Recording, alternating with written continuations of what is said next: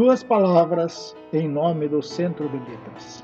Lucie Laval, teu corpo era frágil demais para suportar a trajetória vertiginosa que fizeste. Tu caminhaste no caminho de fogo de Apolo.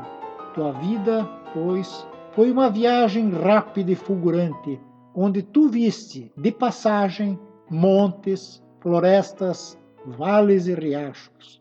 E foi por esse motivo que tua obra não foi completa.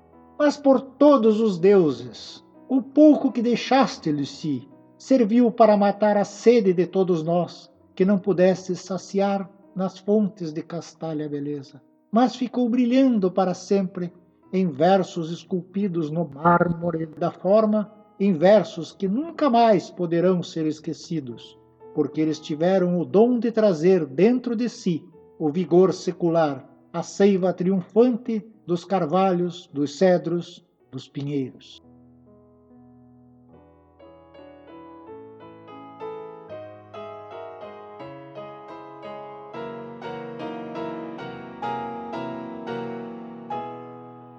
Jour de pluie. Il pleut, tout est obscur et la mélancolie, sous les ciels mornes et gris se répand tristement, ayant à ses côtés la douce rêverie qui dans le cœur transi pénètre lentement. Il pleut et tout se tait, la foudre s'est enfouie, l'orage disparaît, là un fond de grandeur. On n'entend que le bruit incessant de la pluie, les rires peu à peu cessent de s'égrener. Il pleut et tout s'endort, dans les ciels les nuages. Le vent dans les roseaux, l'abeille loin des fleurs, le regard dans les yeux, les serrants de leur cage, la pensée en la tête et l'amour dans le cœur. Il pleut et tout se meurt, Phœbus dans les nuées, dans les nids inondés, les tout petits oiseaux, les insectes menus, dans les herbes foulées, gissent avec les fleurs détruites par les eaux.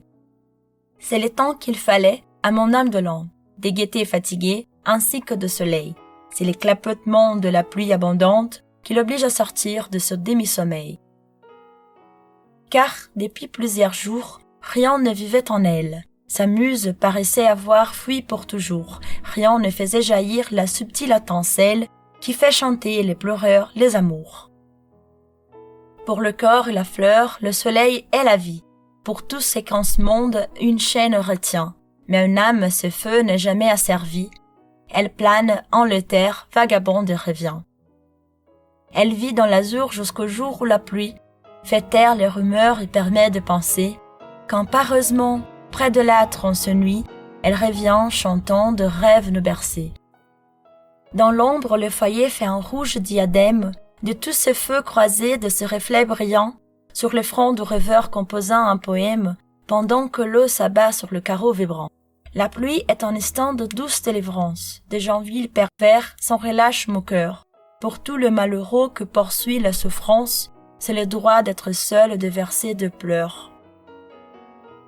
La pluie à l'amoureux ménage en tête-à-tête, avec le bien-aimé ou sans phare ni détour. Ils peuvent célébrer cette éternelle fête de deux cœurs se disant « Je t'aime pour toujours ». La pluie, en l'isolant, éloigne le poète, des temps de basté entravant son essor, car elle lui permet une calme retraite, où sa muse lui dit « Souffre, mais chante encore ». La pluie est une amie et sûre confidente, et j'écris lorsqu'il pleut ma joie ou ma douleur. Je l'aime pour sa voix monotone obsédante, qui baume bienfaisant, vient apaiser mon cœur.